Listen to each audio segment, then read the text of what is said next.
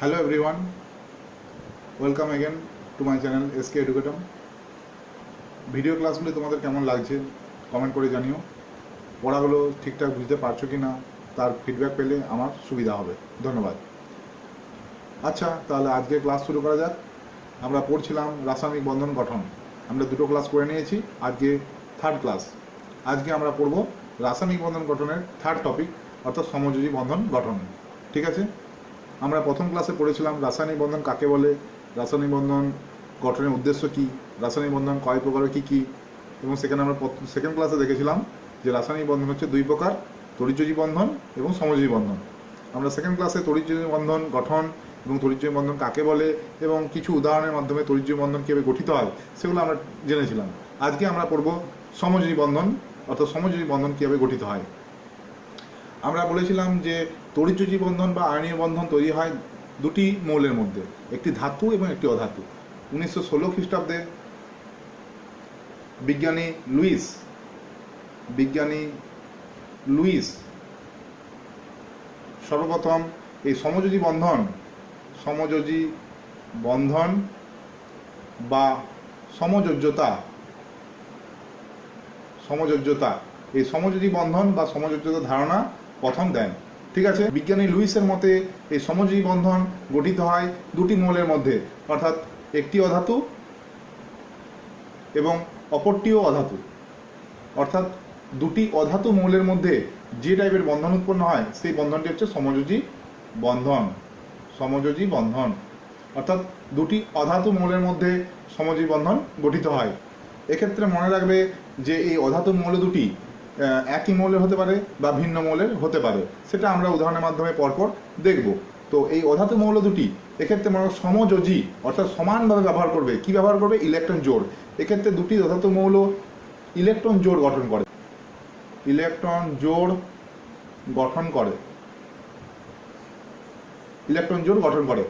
এবং একটি ইলেকট্রন জোড় গঠন করতে পারে বা একাধিক ইলেকট্রন জোড় তৈরি করে। এই যে ইলেকট্রন জোড়গুলো গঠন করলো, সেই ইলেকট্রন জোড়গুলি উভয় পরমাণুই সমভাবে ব্যবহার করে। সমযোজ্যতা অর্থাৎ সমযোজী বন্ধন, সম মানে হচ্ছে সমানভাবে, অর্থাৎ এই উৎপন্ন ইলেকট্রন জোড়টি দুটি মৌলের পরমাণুই সমানভাবে ব্যবহার করে এবং সমানভাবে ব্যবহার করে যে বন্ধন উৎপন্ন হয় সেটাকে বলছে সমযোজী বন্ধন। অর্থাৎ বিজ্ঞানী লুইসের মতানুযায়ী সমযোজী বন্ধন গঠিত হয় দুটি মৌলের মধ্যে, একটি অধাতু মৌল একটি অধাতু মৌল। দুটি অধাতু মৌলের মধ্যে যে বন্ধন গঠিত হয় সেটি সমযোজী বন্ধন। এবং এই সমযোজী বন্ধন কীভাবে গঠিত হয়? এক্ষেত্রে দুটি অধাতু মৌল ইলেকট্রন জোড় গঠন করে, একটি ইলেকট্রন জোড় গঠন করতে পারে বা একের বেশিও ইলেকট্রন জোড় গঠন করে। এই ইলেকট্রন জোড়গুলি দুটি অধাতু মৌল সমানভাবে ব্যবহার করে যে বন্ধন তৈরি করে তাকেই বলছে সমযোজী বন্ধন। আমরা উদাহরণের মাধ্যমে যখন দেখব আমাদের ব্যাপারটা পরিষ্কার হয়ে যাবে। এখন উদাহরণের মাধ্যমে এই সমযোজী বন্ধন কীভাবে গঠিত হচ্ছে বা সমযোজী বন্ধন কাকে বলে আমরা দেখব। মনে করো Cl2 অর্থাৎ ক্লোরিন অণু নেওয়া হয়েছে, Cl প্লাস Cl, দুটো Cl পরমাণু যুক্ত হয়ে তৈরি হয়েছে Cl2 অণু। এবং দেখো দুটি মৌলের পরমাণুই কিন্তু অধাতু,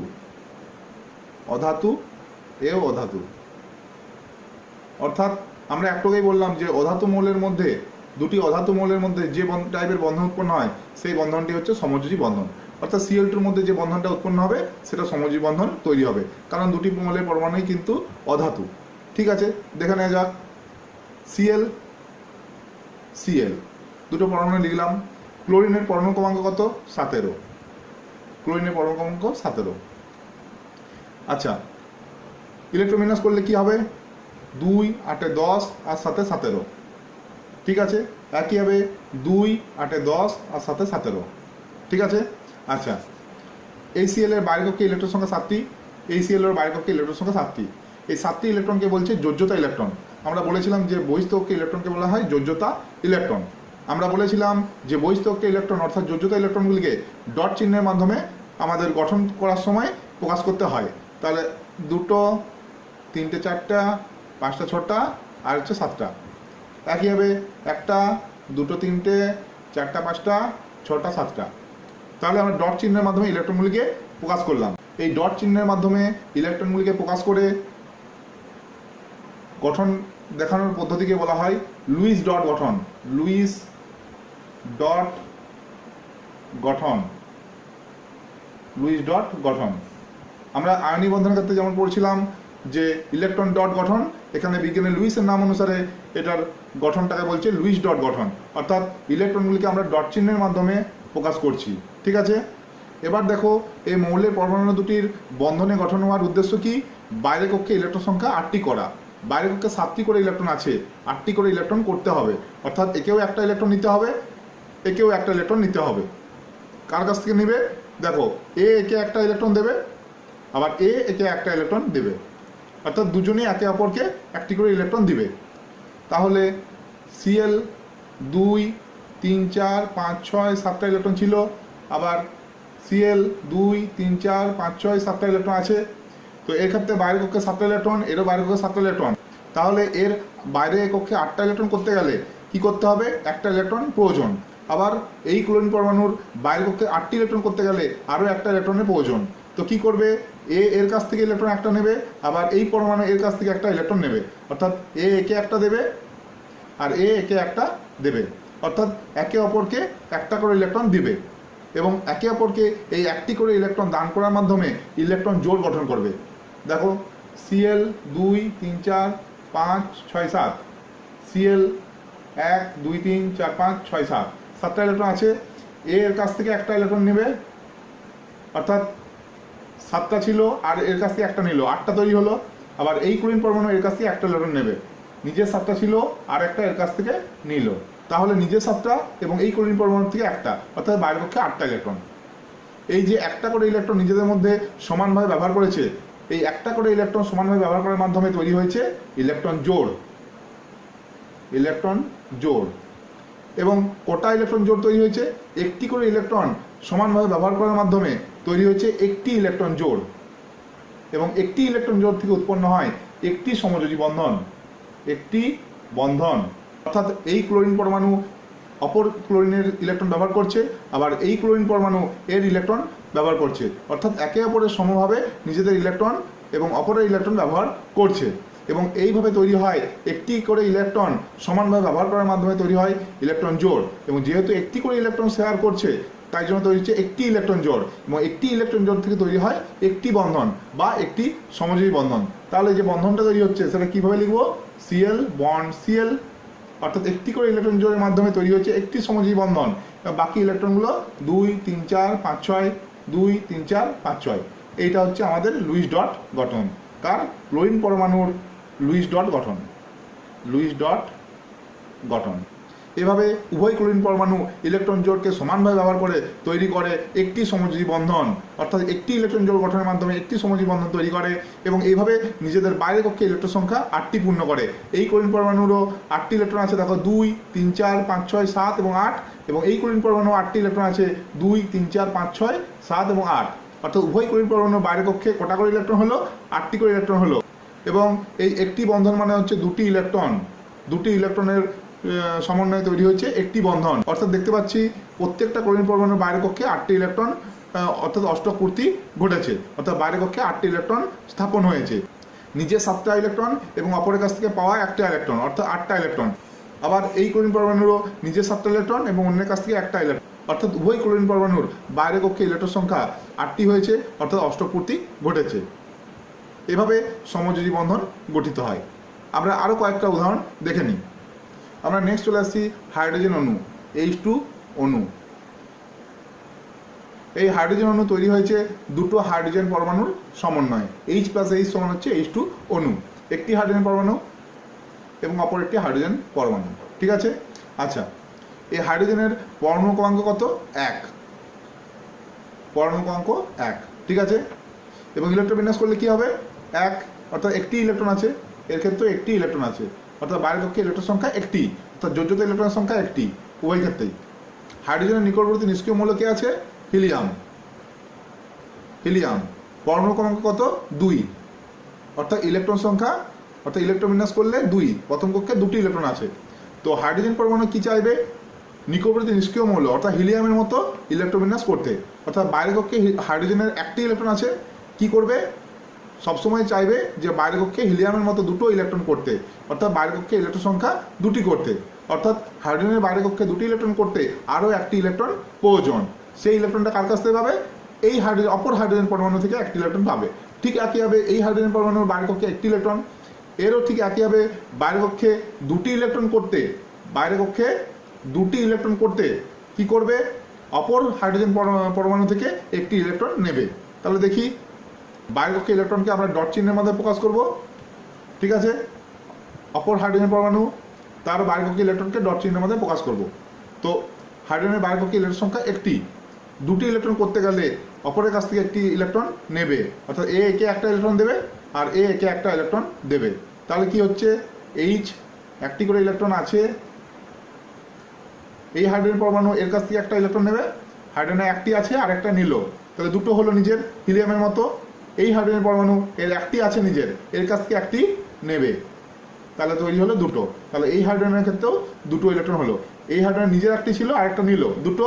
আবার এই হাইড্রোজেনের একটি ছিল, অপরের কাছ থেকে একটি নিল, অর্থাৎ একটি ইলেকট্রন জোড় তৈরি হলো, একটি ইলেকট্রন জোড় তৈরি হলো। এবং একটি ইলেকট্রন জোড় তৈরি হলে আমরা কি বললাম, যে একটি বন্ধন তৈরি হবে, একটি সমযোজী বন্ধন তৈরি হবে, অর্থাৎ আমরা লিখব এইচ বন্ড এইচ, অর্থাৎ একটি সমযোজী বন্ধনের মাধ্যমে দুটি হাইড্রোজেন পরমাণু যুক্ত হয়ে এইচটি অণু উৎপন্ন করেছে। এবং এই যে ডট চিহ্নের মাধ্যমে আমরা গঠন প্রকাশ করছি, এই গঠনটাকে বলছে লুইস ডট গঠন, লুইস ডট গঠন, ঠিক আছে। তাহলে এভাবে আমাদের সমযোজী বন্ধন গঠিত হয়, অর্থাৎ ইলেকট্রন জোড় গঠিত হয় এবং সেই ইলেকট্রন জোড় সমভাবে ব্যবহার করে, উভয় পরমাণু সমভাবে ব্যবহার করে তৈরি করে সমযোজী বন্ধন। তাহলে আমরা সমযোজী বন্ধনের ডেফিনেশনটা দেখে নেব।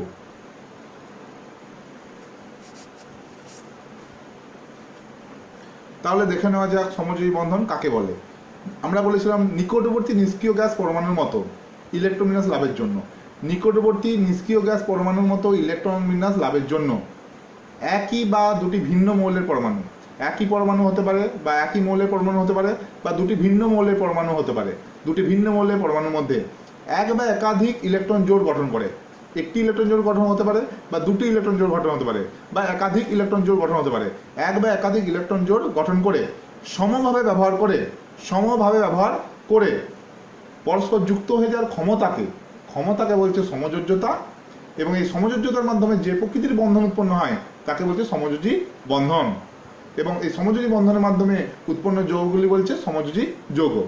বোঝা গেল, নিকটবর্তী নিষ্ক্রিয় গ্যাস পরমাণুর মতো ইলেকট্রন বিন্যাস লাভের জন্য, অর্থাৎ আমাদের বন্ধন গঠনের উদ্দেশ্যটা কি, নিকটবর্তী নিষ্ক্রিয় গ্যাস পরমাণুর মতো ইলেকট্রন বিন্যাস লাভের চেষ্টা, অর্থাৎ বাইরের কক্ষে ইলেকট্রন সংখ্যা 8টি করার চেষ্টা। সেই জন্যই বন্ধন গঠিত হচ্ছে, রাসায়নিক বন্ধন বলো বা আয়নীয় বন্ধন বলো বা সমযোজী বন্ধন বলো, উভয় বন্ধনের উদ্দেশ্য হচ্ছে বাইরের কক্ষে ইলেকট্রন সংখ্যা 8টি করা, অর্থাৎ নিকটবর্তী নিষ্ক্রিয় গ্যাস পরমাণুর মতো বাইরের কক্ষে ইলেকট্রন সংখ্যা 8টি করা। তাই জন্য লিখেছি নিকটবর্তী নিষ্ক্রিয় গ্যাস পরমাণুর মতো ইলেকট্রন বিন্যাস লাভের জন্য একই বা দুটি ভিন্ন মৌলের পরমাণুর মধ্যে এক বা একাধিক ইলেকট্রন জোড় গঠন করে, একই মৌলের পরমাণু হতে পারে বা দুটি ভিন্ন মৌলের পরমাণু হতে পারে, তাদের মধ্যে একটি ইলেকট্রন জোড় গঠন হতে পারে বা একাধিক ইলেকট্রন জোড় গঠন হতে পারে। এবং সেই এক বা একাধিক ইলেকট্রন জোড় যে তৈরি হলো সেটা সমভাবে ব্যবহার করে, উভয় পরমাণু সমভাবে ব্যবহার করে যে প্রকৃতির বন্ধন উৎপন্ন হয় তাকে বলছে সমযোজী বন্ধন। এবং এইভাবে পরস্পর যুক্ত হয়ে যাওয়ার ক্ষমতাকে বলছে সমযোজ্যতা। পরীক্ষায় আমাদের কোশ্চেন দেয় সমযোজ্যতা বলতে কি বোঝো, তখন বলবে সমভাবে ব্যবহার করে পরস্পর যুক্ত হয়ে যাওয়ার ক্ষমতাকে বলছে সমযোজ্যতা। এবং যদি কোশ্চেন দেয় সমযোজী বন্ধন কাকে বলে, তখন বলবে পরস্পর যুক্ত হয়ে যে প্রকৃতির বন্ধন উৎপন্ন হয় তাকে বলছে সমযোজী বন্ধন। এবং যদি বলে সমযোজী যৌগ কাকে বলে, তখন বলবে সমযোজী বন্ধন গঠনের মাধ্যমে যে যৌগ উৎপন্ন হয় তাকে বলছে সমযোজী যৌগ। অর্থাৎ ডেফিনেশনটা আমাদের একই থাকছে, নিকটবর্তী নিষ্ক্রিয় গ্যাস পরমাণুর মতো ইলেকট্রন বিন্যাস লাভের জন্য একই বা দুটি ভিন্ন মৌলের পরমাণুর মধ্যে এক বা একাধিক ইলেকট্রন জোড় গঠন করে সমভাবে ব্যবহার করে পরস্পর যুক্ত হয়ে যাওয়ার ক্ষমতাকে বলছে সমযোজ্যতা। এবং সমযোজ্যতা দ্বারা যে প্রকৃতির বন্ধন উৎপন্ন হয় তাকে বলছে সমযোজী বন্ধন। এবং উৎপন্ন যৌগগুলি বলছে সমযোজী যৌগ। আমরা বললাম একই মৌলের পরমাণুর মধ্যে এইমাত্র আমরা H2 অণুর গঠন দেখলাম, সেখানে তৈরি হয়েছে H+H, অর্থাৎ দুটো একই মৌলের পরমাণুর মধ্যে তৈরি হয়েছে সমযোজী বন্ধন। আবার Cl2 দেখলাম, সেখানেও কিন্তু একইভাবে দুটো Cl অর্থাৎ একই মৌলের পরমাণুর মধ্যে তৈরি হয়েছে সমযোজী বন্ধন। তো আমরা নেক্সট দেখব HCl অণুর গঠন, যেখানে কিন্তু দুটি ভিন্ন মৌলের পরমাণু অর্থাৎ একটা H এবং অপরটি Cl, দুটি ভিন্ন মৌলের পরমাণুর মধ্যে তৈরি হয়েছে এই সমযোজী বন্ধন H বন্ড Cl এবং সেটার গঠন আমরা এরপর দেখব। অর্থাৎ একই মৌলের পরমাণুর মধ্যে হতে পারে, দুটি ভিন্ন মৌলের পরমাণুর মধ্যে সমযোজী বন্ধন গঠিত হতে পারে। একটি ইলেকট্রন জোড় গঠন যদি হয় তখন তৈরি হয় একটি বন্ধন, এবং যদি দুটি ইলেকট্রন জোড় গঠন হয় তখন তৈরি হয় দ্বিবন্ধন, এবং যদি তিনটি ইলেকট্রন জোড় তৈরি হয় তখন হয় ত্রিবন্ধন। অর্থাৎ এক বন্ধন, দ্বিবন্ধন এবং ত্রিবন্ধন। দেখো, একটি ইলেকট্রন জোড় তৈরি হলে হয় এক বন্ধন অর্থাৎ সমযোজী এক বন্ধন, দুটি ইলেকট্রন জোড় তৈরি হলে হয় দ্বিবন্ধন অর্থাৎ দুটি বন্ধন, তিনটি ইলেকট্রন জোড় তৈরি হলে হয় ত্রিবন্ধন, 1 2 3, অর্থাৎ এক বন্ধন, দ্বিবন্ধন, ত্রিবন্ধন। এই এক বন্ধন, দ্বিবন্ধন এবং ত্রিবন্ধন এই তিনটি বন্ধনের গঠন আমরা বিভিন্ন উদাহরণের মাধ্যমে দেখব। H2 অণু, Cl2 অণু, কিংবা O2 অণু, কিংবা N2 অণু। আমরা যখন এগুলোর গঠন দেখব তখন এই এক বন্ধন, দ্বিবন্ধন এবং ত্রিবন্ধন কীভাবে গঠিত হচ্ছে সেগুলো আমরা বুঝতে পারবো। এখন আমরা আরও কিছু উদাহরণ নিয়ে এই সমযোজী এক বন্ধন, দ্বিবন্ধন এবং ত্রিবন্ধন গঠনটা বুঝে নেব। আমরা নেব ফ্লুরিন অণু, F2 অণু, এবং দেখতে পাচ্ছি এই ফ্লুরিন অণু তৈরি হয়েছে দুটি F পরমাণুর সমন্বয়ে, এবং আমরা দেখতে পাচ্ছি যে দুটি পরমাণুই কিন্তু অধাতু, অর্থাৎ উভয় পরমাণুই কিন্তু অধাতু, অর্থাৎ দুটি অধাতুর সমন্বয়ে তৈরি হয়েছে F2 অণু। সুতরাং কি প্রকৃতির বন্ধন গঠিত হবে? সমযোজী বন্ধন তৈরি হবে, সমযোজী বন্ধন তৈরি হবে। ঠিক আছে, একটা ফ্লুরিন এবং অপর ফ্লুরিন, ফ্লুরিনের পরমাণু ক্রমাঙ্ক কত? 9, এরও 9। ঠিক আছে, আচ্ছা, ইলেকট্রোবিন্যাস করলে কি হবে? 2 আর 7 9, বাইরের কক্ষে ইলেকট্রন সংখ্যা 7টি, 2 আর 7 9, বাইরের কক্ষে ইলেকট্রন সংখ্যা 7টি। অর্থাৎ অষ্টপূর্তির জন্য, অর্থাৎ বাইরের কক্ষে ইলেকট্রন সংখ্যা 8টি করার জন্য কটি করে ইলেকট্রনের প্রয়োজন? 1টি করে ইলেকট্রনের প্রয়োজন। এখন আমরা এই বহিস্থ ইলেকট্রনকে, অর্থাৎ যোজ্যতা ইলেকট্রনকে আমরা ডট চিহ্নের মাধ্যমে উভয় ক্ষেত্রেই প্রকাশ করব। ফ্লুরিন, ফ্লুরিন 7টি ইলেকট্রন আছে, 2 3 4 5 6 7টা, 2 3 4 5 6 7টা। ঠিক আছে, তাহলে বাইরের কক্ষে 8টি করতে হবে, 1টি ইলেকট্রন নিতে হবে। কার কাছ থেকে নিতে হবে? অপর ফ্লুরিনের থেকে। তাহলে 7 আর 1 8টা, নিজের 7টা এবং এর একটা 8টা, তাহলে 8টা হলো। আবার এই ফ্লুরিন পরমাণু আছে নিজের 7টা এবং এর কাছ থেকে একটা 8টা, তাহলে উভয়ের ক্ষেত্রে কিন্তু ইলেকট্রন সংখ্যা এখন 8টা করে হয়ে গেছে। তাহলে এখানে কটা জোড় গঠিত হয়েছে? একটি ইলেকট্রন জোড় গঠিত হয়েছে, একটি ইলেকট্রন জোড় তৈরি হয়েছে। অর্থাৎ উভয় ফ্লুরিন পরমাণুর মধ্যে একটি সমযোজী বন্ধন তৈরি হবে, অর্থাৎ সমযোজী এক বন্ধন তৈরি হবে, কারণ একটি ইলেকট্রন জোড় তৈরি হয়েছে। আমরা আরেকটা উদাহরণ দেখে নিই। মনে করো O2 অণু, অর্থাৎ অক্সিজেন অণু। O2 অণুর মধ্যে দেখো দুটি অক্সিজেন আছে, দুটি অক্সিজেন পরমাণুর সমন্বয়ে তৈরি হয়েছে O2 অণু। এবং এখানেও দেখতে পাচ্ছি অক্সিজেন হচ্ছে অধাতু, অর্থাৎ দুটোই অধাতু মৌল। অধাতু মৌলের মধ্যে যে প্রকৃতির বন্ধন উৎপন্ন হয় সেটা হচ্ছে সমযোজী বন্ধন। ঠিক আছে, তাহলে অক্সিজেন, অক্সিজেন ক্রমাঙ্ক কত? 8, ইলেকট্রোবিন্যাস 2 আর 6 8, 2 আর 6 8, বাইরের কক্ষে ইলেকট্রন সংখ্যা কত? 6, উভয় অক্সিজেন পরমাণুর বাইরের কক্ষে ইলেকট্রন সংখ্যা 6। এখন আমরা কি করব? বাইরের কক্ষে ইলেকট্রনটাকে আমরা ডট চিহ্নের মাধ্যমে প্রকাশ করব। অর্থাৎ অক্সিজেন বাইরের কক্ষে ইলেকট্রন সংখ্যা 6টি, 2 3 4 5 6, অক্সিজেন পরমাণু বাইরের কক্ষে ইলেকট্রন 6টি, 2 3 4 5 6। ঠিক আছে, এখন এই অক্সিজেন পরমাণুর অষ্টপূর্তির জন্য, অর্থাৎ বাইরের কক্ষে ইলেকট্রন সংখ্যা 8টি করার জন্য কি করতে হবে? দুটো ইলেকট্রন প্রয়োজন। কার কাছ থেকে নেবে? অপর অক্সিজেন পরমাণু থেকে নেবে। নিজের 6টি ছিল, এর কাছ থেকে 2টি নেবে। কটা হবে? 8টা, 6 আর 2 8টা। অর্থাৎ দেখো, অক্সিজেন পরমাণু নিজের 6টা এবং অপর কাছ থেকে 2টো নিল, তাহলে কটা হয়েছে? 8টা। এই অক্সিজেন পরমাণু কটা ইলেকট্রন আছে? 6টা আছে। কটা প্রয়োজন? 8টা করতে 2টো প্রয়োজন। কার কাছ থেকে নেবে? এই অক্সিজেন পরমাণুর কাছ থেকে নেবে। 6 আর 2 8। তাহলে দেখো, এক্ষেত্রে যে ইলেকট্রন জোড়টা তৈরি হয়েছে সেই ইলেকট্রন জোড়টা কটা ইলেকট্রনের সমন্বয়ে তৈরি হয়েছে? অর্থাৎ দুটি করে ইলেকট্রন একে অপরকে সমভাবে ব্যবহার করার মাধ্যমে তৈরি হয়েছে। অর্থাৎ দুটি ইলেকট্রন জোড় তৈরি হয়েছে। তাই এই জন্য কটি বন্ধন উৎপন্ন হবে? সমযোজী দ্বিবন্ধন, অর্থাৎ দুটি বন্ধন তৈরি হবে, অর্থাৎ দ্বিবন্ধন তৈরি হবে। অর্থাৎ অক্সিজেন পরমাণুর মধ্যে O বন্ড O, অর্থাৎ অক্সিজেন ডবল বন্ড O, এই টাইপের বন্ধন উৎপন্ন হবে। অর্থাৎ এক্ষেত্রে সমযোজী দ্বিবন্ধন তৈরি হচ্ছে। ঠিক আছে, বাকি ইলেকট্রনগুলো বসিয়ে নেব। 2 আর 2 4, 2 আর 2 4। আমরা এখানে দেখতে পাচ্ছি যে প্রত্যেক অক্সিজেন পরমাণু দুটি করে ইলেকট্রন একে অপরকে ব্যবহার করতে দিয়েছে। অর্থাৎ দুটি 4টি ইলেকট্রনের সমন্বয়ে তৈরি হয়েছে দুটি ইলেকট্রন জোড়, এবং দুটি ইলেকট্রন জোড়ের মাধ্যমে তৈরি হচ্ছে দ্বিবন্ধন, অর্থাৎ দুটি বন্ধন আর সমযোজী দ্বিবন্ধন, অর্থাৎ অক্সিজেন ডবল বন্ড অক্সিজেন, এবং এটি হচ্ছে অক্সিজেন অণুর গঠন। ঠিক আছে, আরও একটা জিনিস লক্ষ্য করো যে এখানে ফ্লুরিন সিঙ্গেল বন্ড ফ্লুরিন, অর্থাৎ ফ্লুরিন ফ্লুরিন এক বন্ধন তৈরি হয়েছে, অর্থাৎ এক বন্ধন মানে হচ্ছে এই সিঙ্গেল বন্ড, এবং এই সিঙ্গেল বন্ড কথা মানে হচ্ছে দুটি ইলেকট্রন, অর্থাৎ দুটি ইলেকট্রনের সমন্বয়ে তৈরি হয় এক বন্ধন, দুটি ইলেকট্রনের সমন্বয়ে তৈরি হয় এক বন্ধন। কিন্তু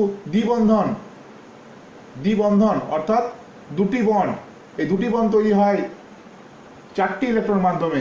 দেখো আমরা এখানে দ্বিবন্ধন তৈরি হয়েছে কটা ইলেকট্রনের মাধ্যমে, 2 3 4, চারটি ইলেকট্রনের মাধ্যমে তৈরি হয় দ্বিবন্ধন, অর্থাৎ একটা সিঙ্গেল বন্ড মানে দুটি ইলেকট্রন, দুটি সিঙ্গেল বন্ড মানে 2 2 চারটি ইলেকট্রন, দ্বিবন্ধন।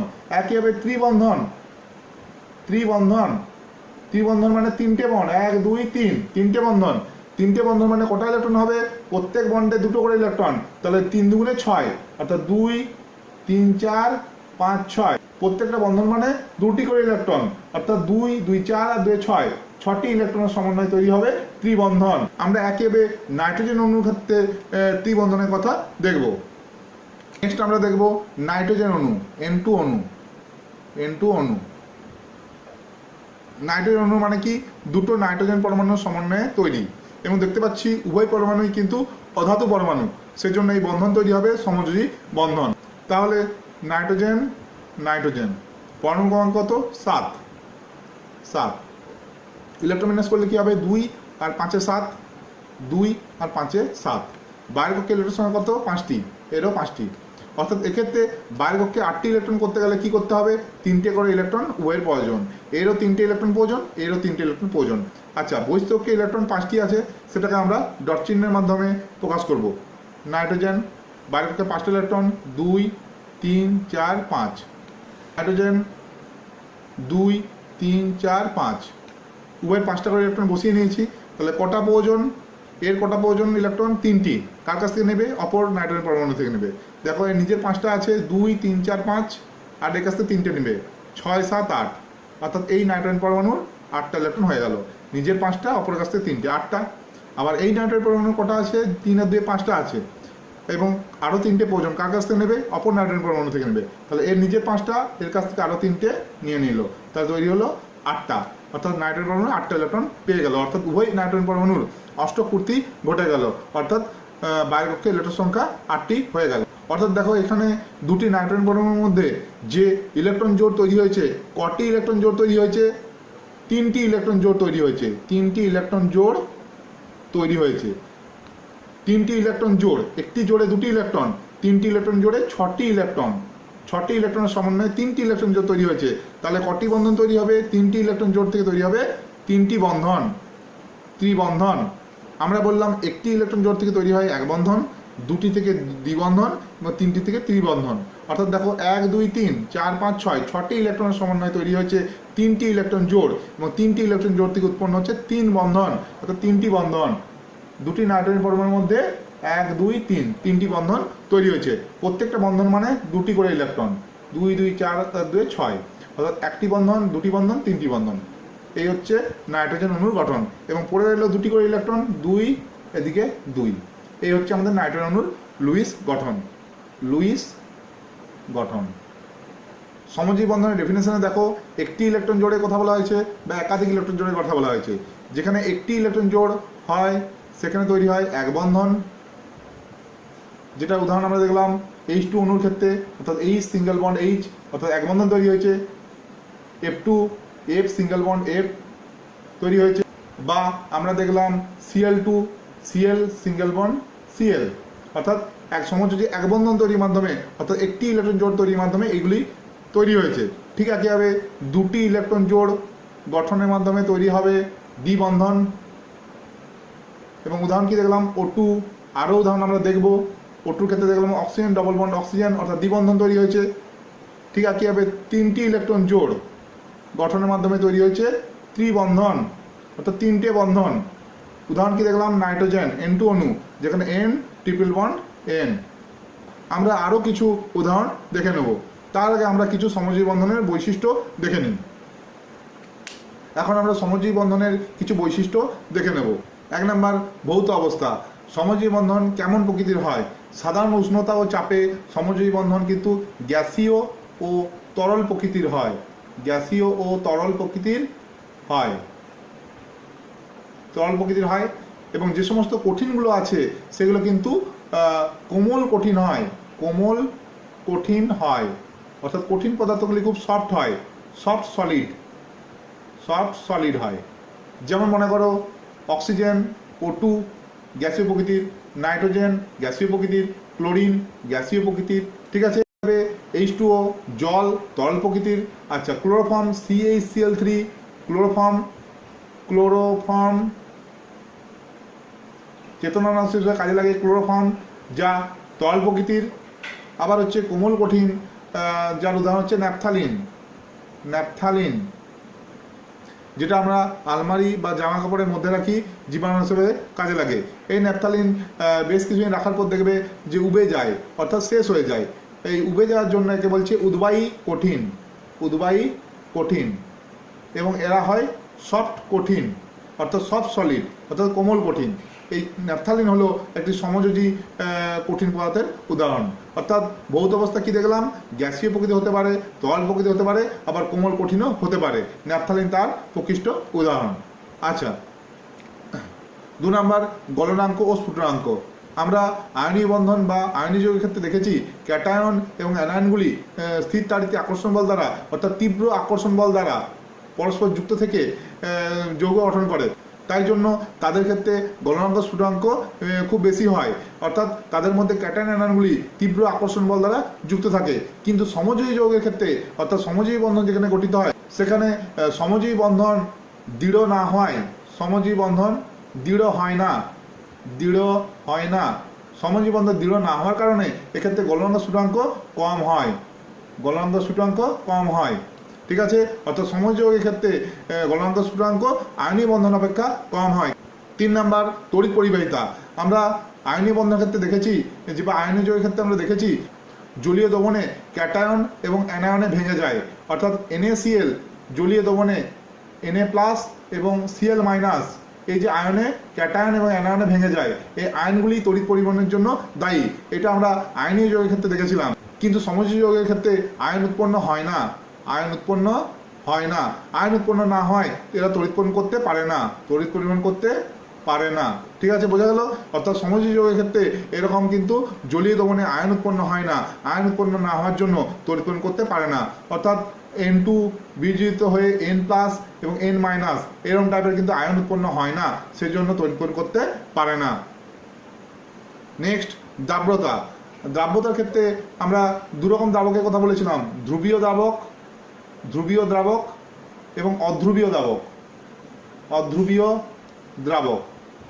ধ্রুবীয় দ্রাবক কোনগুলো? যেগুলো আয়নে বিয়োজিত হয়, ঠিক আছে, সেগুলো হচ্ছে ধ্রুবীয় দ্রাবক। যেমন হচ্ছে জল, পোলার সলভেন্ট বা ধ্রুবীয় দ্রাবক, যেগুলো আয়নে বিয়োজিত হয়। অধ্রুবীয় দ্রাবক অর্থাৎ জৈব দ্রাবকগুলো, জৈব যৌগ বা জৈব দ্রাবকগুলো হচ্ছে অধ্রুবীয় দ্রাবক, যেগুলো আয়ন তৈরি করতে পারে না, অর্থাৎ আয়নে বিয়োজিত হয় না, সেগুলো হচ্ছে অধ্রুবীয় দ্রাবক। যেমন কি বেনজিন, ক্লোরোফর্ম, ইথার ইত্যাদি। অর্থাৎ জৈব যৌগ অর্থাৎ জৈব দ্রাবকগুলো হচ্ছে অধ্রুবীয় দ্রাবক, যেগুলো আয়ন তৈরি করতে পারে না বা আয়নে বিয়োজিত হয় না। বেনজিন, ক্লোরোফর্ম, ইথার এগুলো হচ্ছে অধ্রুবীয় দ্রাবক। তো সমযোজী যৌগগুলি অধ্রুবীয় দ্রাবকে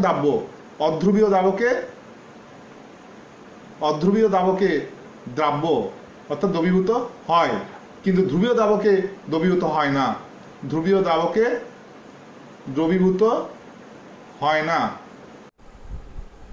এর ক্ষেত্রে একটা ব্যতিক্রম দেখা যায়, চিনি বা সুগার, যেটা বলি চিনি বা সুগার হচ্ছে সমযোজী যৌগ, সমযোজী হওয়া সত্ত্বেও চিনি কিন্তু ধ্রুবীয় দ্রাবক, অর্থাৎ জল H2O, জলের মধ্যে কিন্তু চিনি দ্রবীভূত হয়। তাই চিনি বা সুগার এটা হচ্ছে সমযোজী হওয়া সত্ত্বেও ধ্রুবীয় দ্রাবক, জলের মধ্যে দ্রবীভূত হয়। অর্থাৎ এটা হচ্ছে একটা ব্যতিক্রম, যেখানে কিন্তু ধ্রুবীয় দ্রাবক অর্থাৎ জলের মধ্যে সমযোজী যৌগ চিনি বা সুগার দ্রবীভূত হয়, ঠিক আছে। নেক্সট হচ্ছে অণুর অস্তিত্ব, অর্থাৎ সমযোজী অণু তৈরি করতে পারে কি না। হ্যাঁ, সমযোজী যৌগ কিন্তু অণু তৈরি করতে পারে, অর্থাৎ অণুর অস্তিত্ব আছে, যেটা আমরা আয়নীয় বন্ধনের ক্ষেত্রে অণুর অস্তিত্ব থাকেনি, অর্থাৎ আয়নীয় যৌগ কিন্তু অণু তৈরি করতে পারে না।